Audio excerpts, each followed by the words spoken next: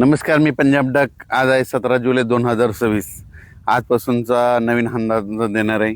राज्यात आज 17 जुलैपासून आज बऱ्याच भागामध्ये पावसाला वाढ होत जाणार आहे, म्हणून हा अंदाज लक्षात यायचा.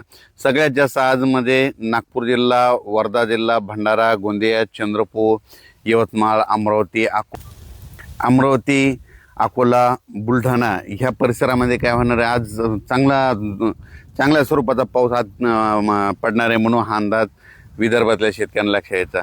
पण राज्यात आज देखील काय होणार आहे, 17 जुलैला इकडं मराठवाड्यामध्ये देखील परभणी जिल्हा, जालना जिल्हा, संभाजीनगर, बीड जिल्हा, लातूर जिल्हा, धाराशिव जिल्हा, त्याच्यानंतर सोलापूर इकडं, त्याच्यानंतर अहिल्यानगर ह्या परिसरात देखील आज 17 तारखेपासून आज बऱ्याच भागात पाऊस वाढायला सुरुवात होणार आहे, म्हणून हा अंदाज लक्षात यायचा.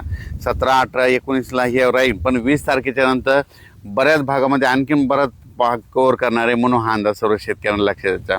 त्याच्यानंतर सांगायचं झालं तर मुंबईकडं देखील काय होणार आहे, आज देखील बऱ्याच भागामध्ये पाऊस सुरू आहे, पण मुंबई, नाशिक आणि कोकणपट्टीकडे मात्र 25 तारखेनंतर मात्र जोराचा मुसळधार पाऊस पडणार आहे, म्हणून हा अंदाज मुंबईकरांनी घ्यायचा. कारण की मुंबईकडं 25 तारखेनंतर मुंबईकडं शेवटच्या आठवड्यात मात्र जोरदार मुसळधार पाऊस पडणार आहे, म्हणून हा अंदाज मुंबई, पुणे, नाशिक, त्र्यंबकेश्वर या शेतकऱ्याने अंदाज लक्षात घ्यायचा.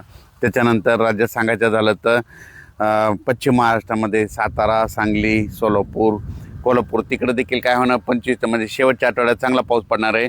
पण आज 17 तारखेपासूनच बऱ्याच भागामध्ये कोल्हापूर जिल्हा, सांगली जिल्हा, सोलापूर जिल्हा, त्याच्यानंतर अहिल्यानगर, पुणे जिल्हा, इकडं बीड जिल्हा, लातूर जिल्हा सगळीकडे बऱ्याच भागामध्ये आज पाऊस वाढायला सुरुवात होणार आहे. म्हणजे आजपासून चांगला पाऊस वाढणार आहे, म्हणून हा अंदाज सर्व शेतकऱ्यांनी लक्षात घ्यायचा.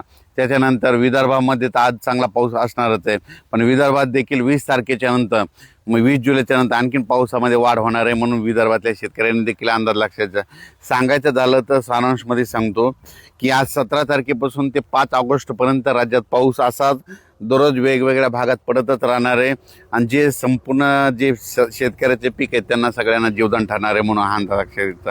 त्याच्यानंतर आषाढी एकादशी 25 तारखेला आहे, तर पंढरपूरला मात्र दुपार 4च्या दरम्यान संध्याकाळी मात्र थोडाफार प्रमाणात पाऊस असणार आहे, म्हणून यात्रेकरूंनी हे देखील अंदाज लक्षात द्यायचा. कारण की 25 तारखेला तिथं पाऊस थोडाफार पडणार आहे, जास्त काय असा मोठा नाही, म्हणजे नुकसानकारक नाही, मुसळधार तसा काय नाही, उगाच थोडा पाऊस येणार आहे, म्हणून हा अंदाज यात्रेकरूंना देखील घ्यायचा, म्हणून हे देखील लक्षात द्यायचं. त्याच्यानंतर यात्रा परतल्याच्या नंतर राज्यात मात्र 27-28च्या नंतर बऱ्याच भागामध्ये काही ठिकाणी जोराचा पाऊस पडणार आहे, म्हणून ही आज देखील त्या शेतकऱ्यांना अंदाज लक्षात घ्यायचा. त्याच्यानंतर इकडं जळगाव जिल्हा झालं, धुळे जिल्हा झाला, नंदुरबार जिल्ह्यात देखील काय होणार आहे, आज 17पासून बऱ्याच भागामध्ये थोडाफार पाऊस वाढणार आहे, पण नंदुरबार जिल्ह्यात मात्र शेवटच्या आठवड्यात एक लो प्रेशर आहे, म्हणजे एक चक्रीवादळ आहे. चक्रीवादळ काय होणार आहे, इकडं 22-23च्या नंतर इकडं नागपूरकडून येते असल्यामुळं नागपूर, इकडं अमरावती, अकोला असं करत मध्य प्रदेशकडे जाणार आहे. मध्य प्रदेशकडून काय होणार आहे, इकडं इंदोरकडून इकडं लगेच इकडं जळगाव असा करत इकडं परत गुजरातकडे येणार आहे. गुजरातकडे येत असल्यामुळे नंदुरबारकडे येऊन तेच मुंबईकडे जाईल. त्याच्यामुळे काय होणार, नंदुरबार जिल्ह्यामध्ये शेवटच्या आठवड्यात मात्र चांगला पाऊस पडणार आहे. मग तेच पाऊस मुंबईला देखील काय होणार आहे, 25, 26, 27च्या नंतर मुंबईकडे देखील, मुंबई इकडं बोईसर त्या परिसरामध्ये, इकडं त्र्यंबकेश्वर तिकडल्या पट्ट्यामध्ये, इगतपुर इकडं संगमनेर, अकोले तिकडं देखील चांगला पाऊस पडणार आहे, म्हणून हा अंदाज लक्षात.